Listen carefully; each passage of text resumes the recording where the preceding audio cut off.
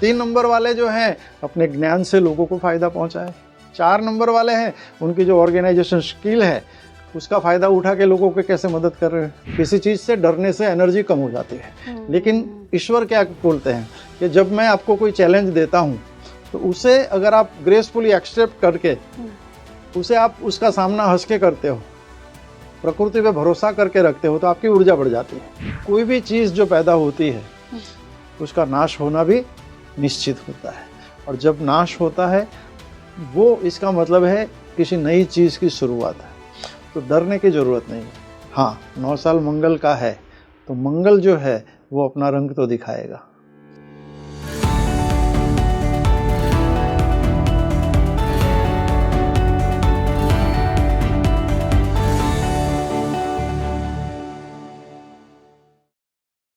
अंक शास्त्र यानी न्यूमरोलॉजी के हिसाब से साल 2025 9 नंबर पे आ रहा है। 9 नंबर मतलब मंगल, मार्स का ईयर। कई लोग इसके बारे में ऐसी प्रिडिक्शन कर रहे हैं कि बहुत डिस्ट्रक्शन होने वाला है इस साल में, एक अलग ही युग शुरू होने वाला है, क्योंकि 9 नंबर को पूर्णता का नंबर कहा जाता है। तो बहुत सारी चीज़ें बदलने वाली हैं और देखते ही देखते कई सारी त्रासदियाँ भी आ सकती हैं, युद्ध की शुरुआत हो सकती है। तो क्या वाकई में 2025 में ये सब होता हुआ दिख रहा है? प्रेडिक्शन क्या होने वाली है 2025 के लिए? आज इस पॉडकास्ट में मेरे साथ बहुत स्पेशल गेस्ट जुड़ रहे हैं जिनका नाम है मनोज मेहुआ जी, जो कि स्वर विज्ञान एक्सपर्ट हैं, साथ में न्यूमरोलॉजिस्ट भी हैं, जो हमें बताने वाले हैं कि 2025 कैसा रहने वाला है और क्या कुछ होने वाला है इस 9 नंबर के साल में। सर, बहुत बहुत स्वागत है आपका स्पीकिंग ट्री पर। धन्यवाद, आपका भी बहुत बहुत शुक्रिया। सर, बहुत सारे लोग ऐसा प्रेडिक्शन कर रहे हैं अंक शास्त्र के मुताबिक कि 9 नंबर है जो कि 1 से लेकर 9 पे ख़त्म होता है, तो 9 नंबर मतलब कि पूर्ण हो गया, एक युग तरह से पूर्ण हो गया है। अगला साल 2025 बहुत सारी त्रासदियाँ लेकर आने वाला है, कई सारी नेचुरल कैलामिटीज़ आने वाली हैं, कई जगह डिस्ट्रक्शन भी दिख रहा है, युद्ध की भी प्रेडिक्शन की जा रही है। आपको क्या लगता है 2025 9 नंबर के हिसाब से कैसा रहने वाला है? देखिए, प्रेडिक्शन की बात जहाँ तक मैं करता हूँ तो 2025 मतलब 5, 2 और 2, तो 2 बार 2 आया है ना, मतलब चंद्र का नंबर, ठीक है, और 1 बार 5 आया, बुध का नंबर। तो ये बुध और चंद्र मिलके 9 नंबर बनता है। 9 नंबर जो है उसका जो लॉर्ड है वो मंगल है, और मंगल जो है वो ऊर्जा का प्रतीक है, ठीक है ना। अभी ऊर्जा को आप किस नज़रिए से देखते हो उस पर डिपेंड करता है। देखिए, एटॉमिक एनर्जी है ना, उससे हम काफ़ी अच्छे काम भी कर सकते हैं, उससे एटम बॉम्ब भी बनता है। तो ऊर्जा को अगर सही दिशा में चैनलाइज किया जाए तो वो सकारात्मक परिणाम लेके आ सकते हैं, लेकिन उसी ऊर्जा को अगर दिशा गलत मिल जाए तो वो बहुत बुरे परिणाम भी ला सकता है। मतलब 9 नंबर जो है वो 1 से 9 नंबर की सीरीज में 9 जो है वो सीरीज पूरी होती है और फिर वहाँ से एक नई शुरुआत होती है। तो मैं तो इसे कहूँगा कि ये एक साइकिल ख़त्म होके एक नए युग की शुरुआत भी इसे कहा जा सकता है। लेकिन कोई भी चीज़ जो पैदा होती है उसका नाश होना भी निश्चित होता है, और जब नाश होता है वो इसका मतलब है किसी नई चीज़ की शुरुआत है। तो डरने की ज़रूरत नहीं है। हाँ, 9 साल मंगल का है तो मंगल जो है वो अपना रंग तो दिखाएगा, है ना। एक्सप्लोजन भी होंगे, युद्ध भी होगा, नेचुरल कैलेमिटीज़ भी आएंगी, लेकिन जिन लोगों का अपनी ऊर्जा पे नियंत्रण है। दूसरा, इससे पहले का नंबर 8 था, है ना। 8 मतलब डिसिप्लिन, 8 मतलब शनि, 8 मतलब लॉर्ड ऑफ जस्टिस। तो जिन लोगों ने पिछले समय में कर्म अच्छे किए हैं, लोगों का भला किया है, जो नियम से चले हैं, समाज के हो, कुटुंब के हो, देश के हो, पर्यावरण के हो, जिन्होंने नियम से चला है, जिन्होंने पर्यावरण को नुकसान नहीं पहुंचाया, जिन्होंने पर्यावरण के लिए काम किया है, उनको डरने की ज़रूरत नहीं है। उनके लिए ये साल बहुत अच्छा होने वाला है। डरने की ज़रूरत या सावधान होने की उनको ज़रूरत है जिन्होंने अपनी ऊर्जा को गलत लगाया है। प्रकृति अपना काम करती है, इसे कोई रोक नहीं सकता। 2020 और उससे पहले 19 में आप देखें कोरोना आके गया, है ना। जिनकी इम्यूनिटी अच्छी थी उनको कोरोना नहीं हुआ। हर 100 साल में ऐसा कोरोना जैसी महामारी आती है, क्योंकि प्रकृति अपना बैलेंस करती है। हमने जो विकास की अंधी दौड़ में प्रकृति को जो नुकसान पहुंचाया है, पंच तत्वों का जो संतुलन हुआ है, उसका संतुलन कुदरत अपने आप करती है।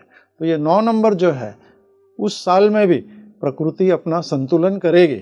तो उसमें जिन्होंने जो किया है वो पाने वाला है। तो अगर आपने अच्छा किया है तो खुश हो जाइए, आपको बहुत अच्छा मिलने वाला है। सर, आपने कहा कि जो 2025 है वो 2 बार 2 से और 1 बार 5 से मिलकर 9 बन रहा है। तो यहाँ पर ऐसा भी सुनने में आ रहा है कि 2 मतलब चंद्रमा का नंबर, चंद्रमा मतलब पानी, और 9 मतलब बहुत उग्र नंबर है, मार्स का नंबर है, बहुत एनर्जी का नंबर है।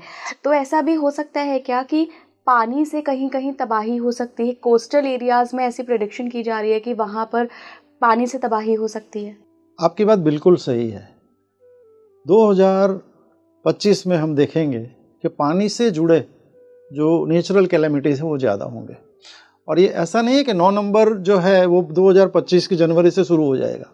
2025 शुरू होने से पहले भी इसके असर शुरू हो जाते हैं। अभी अक्टूबर में आपने देखा होगा क्यूबा में हरिकेन आया था ऑस्कार नाम का, उसकी वजह से इतनी तबाही मची कि वहाँ पर पूरे क्यूबा में ब्लैकआउट हो गया, पावर प्लांट बंद हो गए, बिल्कुल ब्लैकआउट हो गया। आई थिंक स्पेन में भी स्पेन में भी इतना आया कि गवर्नमेंट को जो है पूरी सारी अपनी जो एनर्जी है वो ये फ्लड के वजह से जो प्रॉब्लम हुए थे उसके में लगाने पड़े। और वहाँ पे गवर्नमेंट ने काम अच्छा नहीं किया, उसकी वजह से काफ़ी जगह डेमोन्स्ट्रेशन भी हुए, मतलब सरकार के भी नाकों तले चबाने पड़े, ऐसा सिचुएशन आ गया। तो ये तो ज़्यादा अभी और होने वाला है। तो जो समंदर किनारे वाले जो कंट्रीज़ हैं उनको ज़्यादा प्रॉब्लम उनके स्टेट्स में ज़्यादा हो सकते हैं, ठीक है ना। तो ये चीज़ें हमें संभालनी है। और 9 नंबर है एक्सप्लोजन का नंबर है। तो हम देख सकते हैं कि जो जापान है या इंडोनेशिया है, जो ये जहाँ पे ये धरतीकंप होते हैं या ज्वालामुखी जो होते हैं वल्केनो, तो वल्केनो प्रोन जो कंट्री है वहाँ पे भी जो इनएक्टिव है वो भी एक्टिव हो सकते हैं। तो प्रिकॉशन लेना जरूरी है। जो होना है जो उसे तो हम नहीं रोक सकते, लेकिन उसके प्रिकॉशन ले सकते हैं। लेकिन एक इंडिविजुअल, ये तो राष्ट्र की बात हो गई, ये तो देश को करना है, लेकिन एक इंडिविजुअल को क्या करना है कि भाई अपने कर्म को सुधारे, पीछे देखे हमने क्या किया है, एक पश्चाताप भी होना चाहिए, थोड़ा ये भी होना चाहिए कि मैं क्या करूं। कि 9 नंबर तो पूर्णता का नंबर है, तो अब तक जो कार्य पूरे हुए हैं नए कार्य भी संपन्न हो सकते हैं। और कुछ अगर नेगेटिव हुआ है तो उसे भी पॉजिटिव लेना है, उससे डरना नहीं है। किसी चीज़ से डरने से एनर्जी कम हो जाती है। लेकिन ईश्वर क्या बोलते हैं कि जब मैं आपको कोई चैलेंज देता हूँ तो उसे अगर आप ग्रेसफुली एक्सेप्ट करके उसे आप उसका सामना हंस के करते हो, प्रकृति पे भरोसा करके रखते हो, तो आपकी ऊर्जा बढ़ जाती है। जब आपका कॉन्फिडेंस डाउन होता है, जब फियर होता है, तो फियर हमें नहीं रखना है, हमें अपने कॉन्फिडेंस को बढ़ाना है, अपने कर्म पे भरोसा रखना है, जिस शक्ति को मानते हैं उस पे भरोसा रखना है और अपने अच्छे कर्म करते रहना है। और जो भी परिस्थिति है उसका डट के मुकाबला करना है। लेकिन सबसे बड़ी चीज़ ये है कि वसुदेव कुटुंबकम का हमारा जो नियम है उसका जो पालन करेगा, मानव मानव में प्रेम बढ़ेगा, लोगों के कल्याण का भाव बढ़ेगा, तो ये 9 नंबर उसको कम मुसीबत देगा। हाँ, लेकिन इसके आने के बाद 9 के बाद 1 आने वाला है, ये भी हमें याद रखना है। नव सर्जन है, नया उदय है, कुछ नई शुरुआत है, तो उसको भी ध्यान में रखें, सिर्फ 9 को ना देखें।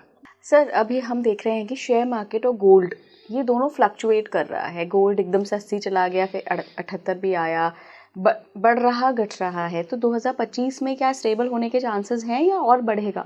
देखिए, जब ऐसी आफतें होती हैं तो कुछ चीज़ें बढ़ जाती है, कुछ चीज़ें कम हो जाती है ना।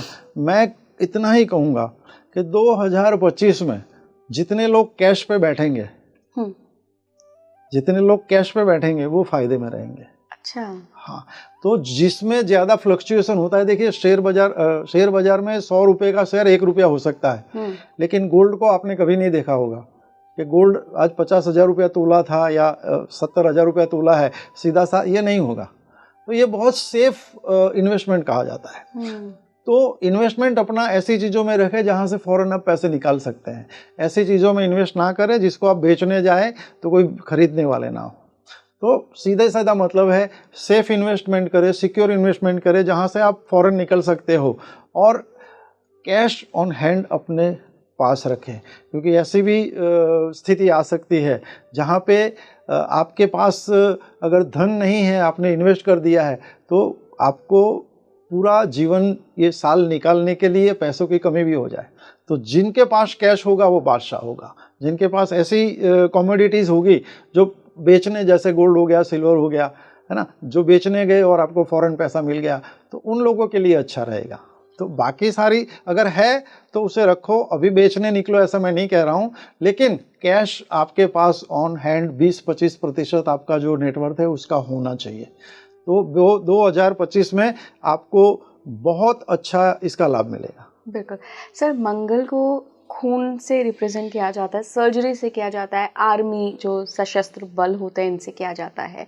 तो ऐसा भी कहा जा रहा है कि युद्धों की भी संभावना है, क्योंकि अगर हम एक मोर्चे पे देखें, इनफैक्ट युद्ध के मोर्चे तो 2 जगह बन रहे हैं, रशिया यूक्रेन हो गया और इजराइल और फिलिस्तीन हो गया। अभी सीरिया में भी गृह युद्ध जैसा चल रहा है और उसमें भी काफ़ी सारी कंट्री इन्वॉल्व है, अभी नेटो का भी और रशिया का भी चल रहा है। तो ये तो देखिए, ये ग्रहों की दशा है, उसकी इम्पैक्ट तो होगी ही।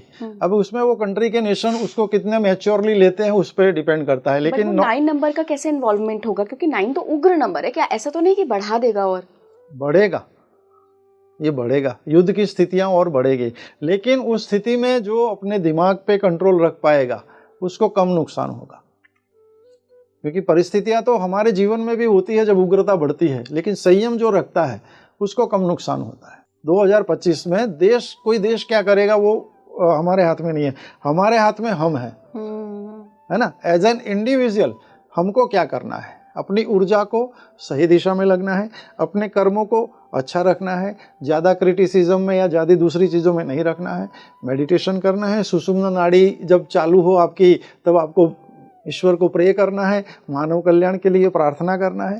तो जितना आप स्पिरिचुअल होते जाएंगे उतना आपको ये सारे नंबर्स का फर्क कम पड़ने लगेगा। बिल्कुल बिल्कुल सर। इंडिविजुअल लेवल पे सर आपको क्या लगता है कि 9 नंबर किन लोगों को प्रभावित ज़्यादा कर सकता है अच्छे वे में, और किन लोगों को सपोर्ट नहीं करेगा?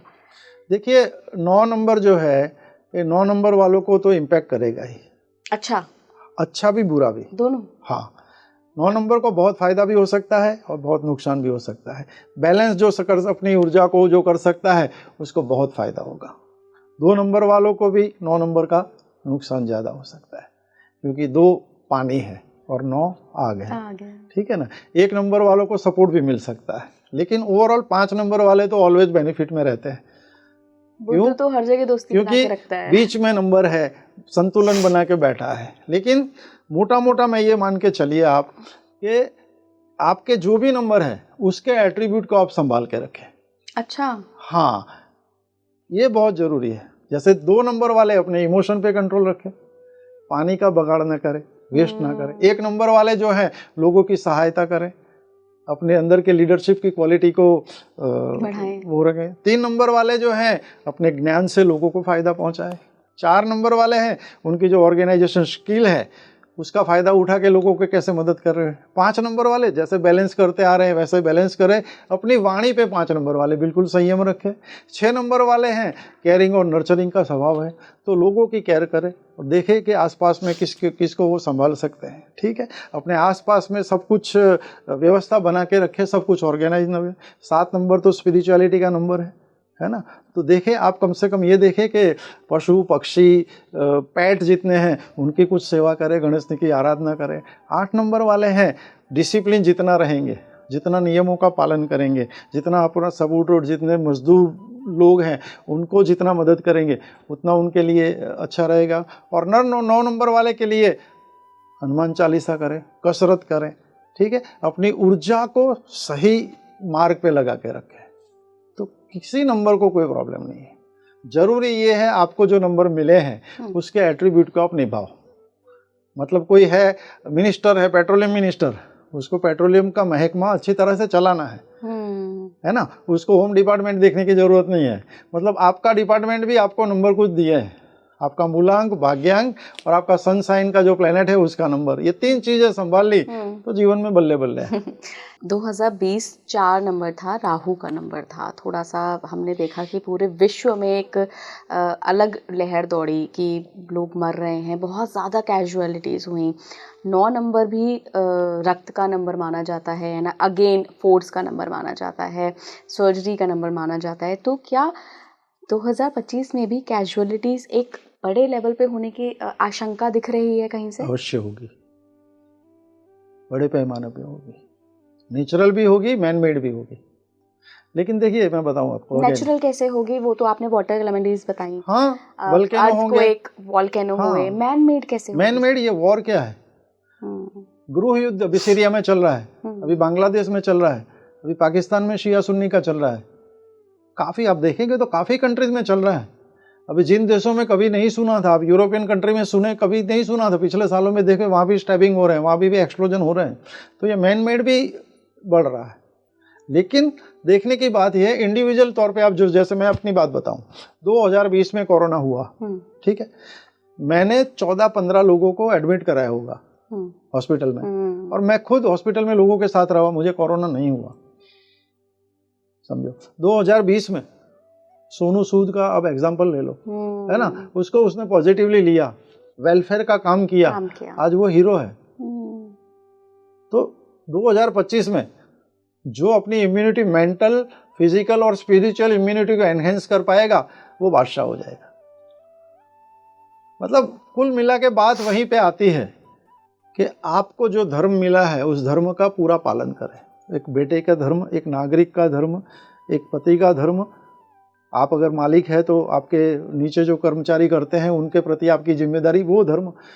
हमारी सारी विधाएं हमें यही सिखाती है कि आपको जो रिस्पॉन्सिबिलिटी दी गई है, आपका जो लाइफ का पर्पस है, उसे पूरा कीजिए। सिर्फ स्व के कुछ वो मटेरियलिस्टिक गोल के लिए दूसरों को हानि वाले काम जो करते हैं, सबसे ज़्यादा परेशान वो होने वाला है, वो चाहे कोई इंडिविजुअल हो, कोई ऑर्गेनाइजेशन हो या कोई कंट्री हो। सर 9 नंबर को और आप कैसे देखते हैं? एक तो हमने बात की डिस्ट्रक्शन की, क्या इसके अलावा कुछ गुड न्यूज़ भी है 2025 के साथ? देखिए, कोई भी सर्जन से पहले विसर्जन का होना जरूरी है। मैं गुजरात का कच्छ का आपको एग्जांपल दूंगा। 2001 में बहुत ज़बरदस्त अर्थक्वेक आया था, पूरी दुनिया हिल गई थी और पूरी दुनिया से वहाँ से लोग मदद के लिए भी आए थे। आज कच्छ जाके देखो, कोई नहीं भूल सकता, आज नंदनवन हो गया है, गोकुल हो गया है। तो उस वक्त लगता है, कोई भी एक्सीडेंट होता है, जब उस वक्त देख आप लगते हो बॉडी पे ब्लड आपको लगता है बहुत है, लेकिन 10-15 मिनट डॉक्टर आता है, वो सफाई करता है, ठीक लग फिर लग नहीं, वो इतना नहीं था जितना दिख रहा था। तो जितना दिखता है उतना नहीं होता है, हमें उसे मैग्नीफाई नहीं करना है, हमें उसको उसी की तरह देखना है, नॉर्मली देखना है, एक प्रक्रिया के इस भाग की तरह देखना है। ये रूटीन है, ये होगा, हमारे बस में वो नहीं है, जो होने वाला हमारे बस में नहीं है। हमें जो हमारे बस में है उसको पूर्ण करना है, अपनी क्षमताओं को यूज करना है, अपनी क्षमताओं को बढ़ाना भी है, अपने आप को स्ट्रेंथन करना है, फिजिकली, मेंटली, स्पिरिचुअली।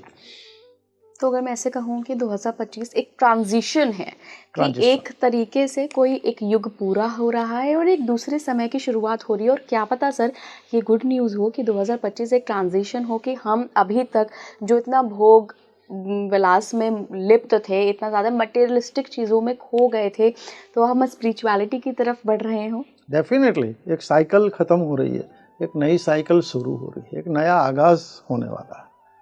और देखिए, जो बहुत ज़्यादा बढ़ता है ना, वो स्टॉक का रेट हो, वो महंगाई हो, वो पॉपुलेशन हो, या कुछ भी हो, जो बढ़ता है उसे कम तो होना ही है। वो कुदरत अपना उसका सिस्टम है, उस सिस्टम के हिसाब से वो कम भी होगा, वो बढ़ेगा भी हो, हमें अपना रोल करना है। सर एक बहुत ही ज़रूरी सवाल, लोग विदेश जाने की प्लानिंग कर रहे हैं अगले साल में, जो भी लोग ऐसा सोच रहे हैं, और हमने अभी डिस्कस किया कि 9 नंबर का साल है, कई जगह डिस्ट्रक्शंस हो सकते हैं, उन लोगों को आप क्या एडवाइस देंगे कि वो अभी रुक जाएं, थोड़ा और समय वेट करें, या फिर वो जा सकते हैं? देखिए, विदेश जाने की बात ऐसी है कि वो किस पर्पस के लिए जा रहे हैं वो देखना जरूरी है। दूसरा, वो किस कंट्री में जा रहे हैं वो देखना जरूरी है। वो सारी चीज़ें देख के तय कर सकते हैं। हाँ, किसी का बहुत एकदम फाइनल लेवल पे पहुंच गया है और उसको मैं बोलूँगा वो रोक दो, वो भी सही नहीं होगा, है ना। तो कुछ कोई सोच रहे हैं तो थोड़ा संभले, थोड़ा देखे और ऐसे कंट्री पसंद करे जहाँ पे अभी पीस है ना। जैसे अभी मैं बताऊं यूरोपियन कंट्री में काफ़ी ऐसी कंट्रीज़ है जहाँ पे अभी अपॉर्चुनिटी बहुत बढ़ रही है। तो कुछ मैं किसी कंट्री का नाम नहीं लूँगा, लेकिन कुछ कंट्री के पीछे जो पागल हुए लोग हैं तो अभी उस कंट्री की सिचुएशन भी वो देख ले कि आगे क्या होने वाला है अपने, क्योंकि individual to individual, person to person वो वेरी करेगा, लेकिन अपनी सोच को सकारात्मक रखे, पूरा उसका मुआयना करे, देखे, ऑब्जर्व करे कि कौन सा कंट्री मेरे लिए अच्छा है, कौन से कंट्री की ग्रोथ स्टोरी अच्छी है। जॉब के लिए जा रहे हैं तो जॉब कहाँ पे, मैं जो पढ़ा हूँ उसकी जॉब कहाँ पे कौन सी कंट्री में है, तो वो सारा देखे। सिर्फ 2-3 चुनिंदा कंट्री, मैं नाम नहीं लूंगा, है ना, लेकिन पूरे इंडिया में देखेंगे तो सिर्फ 3 कंट्री मुझे नजर आ रहे हैं, समझ गए होंगे लोग, है ना। हाँ, 3 कंट्री के पीछे भाग रहे हैं, तो मैं सोचता हूँ 3 नहीं भी दूसरे 30 कंट्री और हैं जहाँ जाओगे तो बल्ले बल्ले हो जाएगी।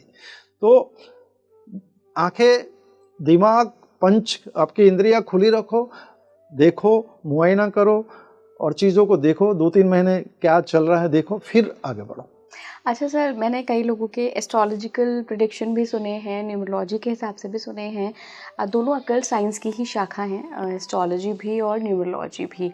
तो आप ये देखिए सर कि 2025 में ग्रहों की भी ऐसी सिचुएशन बन रही है, चाहे वो बृहस्पति हो चाहे वो शनि हो, जो कि इशारा कर रहे हैं कि कुछ दिक्कतें, आपदाएं आ सकती हैं। और न्यूमरोलॉजी में भी अगेन 9 नंबर ही आ गया, जो कि इशारा कर रहा है कि कुछ आपदाएं आ सकती हैं।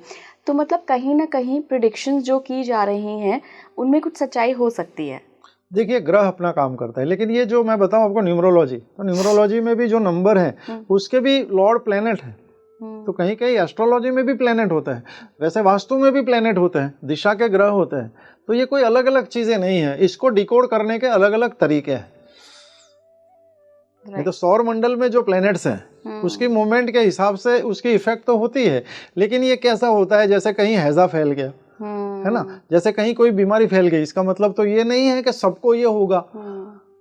इसको ऐसे लेना है, कोई भी बीमारी है, अगर आपका इम्यूनिटी बहुत स्ट्रांग है आपको कुछ भी नहीं होगा। तो आपको क्या है करना है, इन चीज़ों के झमेले में नहीं पड़ना है, आंखें, कान, दिमाग सब खुला रखना है, लेकिन अपनी जो अपनी स्पिरिचुअल, अपनी मेंटल, फिजिकल, वो जो इम्यूनिटी है उसको इतना स्ट्रांग कर दीजिए, जिसको हम सुरक्षा कवच कहते हैं। बिल्कुल। कवच और कुंडल आपने सुना है जो महाभारत में वो कर्ण के कवच। हाँ, तो वो आपको सुरक्षा चक्र अपना ऑरा इतना मजबूत करना है कि कोई आपदा आपका कुछ नहीं बिगाड़ सकता। और वो कैसे हो सकता है, स्व से निकल के जब आप परमार्थ की तरफ जाते हैं, आई से वी की ओर, आई से वी की ओर। ये समझ के चले कि मैं अभी 1 लाख कमाता था, अभी 50 लाख कमा रहा हूँ, तो मतलब ये 50 लाख सिर्फ मेरा नहीं है, है ना, कुछ हिस्सा इसके लिए मुझे अपने देशवासियों के लिए, जरूरतमंदों के लिए, पर्यावरण के लिए, प्रकृति के लिए, उसके लिए भी खर्च करना है। तो जैसे जैसे आपकी सोच का दायरा बढ़ेगा, आप अपना श्रमदान करते हैं कुछ अच्छे कार्यों के लिए, वो भी बहुत आपको मदद कर सकता है। और जब ऐसे कर्म करते हैं तो अपने आप का ऑरा जो है, आभा मंडल, वो आपका बढ़ता है और वो आपका सुरक्षा चक्र बन जाता है। हमारा जो शरीर है, वो ये बॉडी हमको दिखता है एक है, लेकिन ये पंचकोशीय शरीर है, 5 प्राण है। ये आपने सुना होगा, अन्नमय कोश, प्राणमय कोश, मनोमय कोश, विज्ञानमय कोश और आनंदमय कोश। तो इस 2025 के साल में सबसे ज़्यादा खुश वो रहेगा जो आनंदमय कोश में। और आनंदमय कोश में कौन होता है, जो अपने सुख में बहुत वो नहीं हो जाता, दूसरे के दुख में दुखी होता है, और जो बांटता है, जो लेना नहीं देना जानता है। तो आनंदमय कोश में आ जाओगे तो सब कुछ कल्याणकारी हो जाएगा। और मुझे लगता है सर कि जिस प्रकार 2020 में तबाही आई, वो भी एक प्राकृतिक आपदा ही थी, कोरोना वायरस, और 2025 के लिए भी जो प्रेडिक्शन की जा रही है वो ज़्यादातर प्राकृतिक आपदाओं के बारे में ही की जा रही है। तो हमें कहीं ना कहीं उसके पीछे छिपे प्रकृति के मैसेज को समझना चाहिए कि अब हद हो गई है, पर्यावरण का ख्याल आपको रखना ही पड़ेगा। हम जो प्लास्टिक यूज़ करके हम जो तबाही मचा रहे हैं प्रकृति में, अंधाधुंध हम बिल्डिंग्स बना रहे हैं, पेड़ काट रहे हैं, तो 2024 के अंत में एक तो क्या बोलते हैं वो न्यू ईयर रेजोल्यूशन हमें लेने चाहिए कि कम से कम एक इंसान पर हेड एक पेड़ तो ज़रूर लगाएगा। और ऐसे पेड़ नहीं कि बोगनविलिया लगा दिए और वो सुंदर सुंदर फूल के लगा दिए, आप पीपल का पेड़ ज़रूर लगाइए। मुझे ऐसा लगता है कि ये भी हमें करना चाहिए प्रण। देखिए, ये पूरा ब्रह्मांड पंच तत्वों से बना है, तो आपको वायु प्रदूषण ना हो। दिल्ली वालों को पता है अभी वायु प्रदूषण की बहुत बुरे हाल है ना। यही वायु प्रदूषण कोरोना में नहीं था। ओजोन का लेयर एकदम सही था। क्यों? क्योंकि सब कुछ बंद था, सब अपने घर पे थे, तो वो मजबूरी में करना पड़ा था। तो चाह के क्यों नहीं कर सकते? बिल्कुल। जल प्रदूषण को रोक सकते हैं, नॉइस पॉल्यूशन को रोक सकते हैं, पर्यावरण बढ़ाने के लिए आपने जो कहा पेड़ लगाओ, मेरी ये गुजारिश है सबसे, पेड़ लगाने से ज़्यादा ज़रूरी है जो पेड़ लगाया है उसको संभालो। 10 लगाते हो तो 1 लगाओ, लेकिन जो लगाया है उसको देखो कि उसकी जड़ें जमीन में जा रही है, वो पेड़ बन रहा है, इसका ख्याल रखो। आज पर्यावरण के दिन आप देखते हैं लाखों पेड़ उगाए जाते हैं, लेकिन बचते कितना है, ये बहुत ज़रूरी है। बिल्कुल सर, आपने मेरी बात में एक बहुत अच्छी बात ऐड कर दी। Thank you so much sir. 2025 के बारे में आपने जो प्रेडिक्शन करी और सबसे अच्छा मुझे ये लगा कि आपने लोगों को एक सकारात्मक सोच दी कि जो भी होगा उसके परे जाके सकारात्मक सोचो, आई से वी की तरफ आओ, स्व से दूसरे की सोच की तरफ बढ़ो। बहुत बहुत थैंक यू सर जुड़ने के लिए। आपका भी बहुत बहुत धन्यवाद। आप जुड़े रहिए स्पीकिंग ट्री के साथ।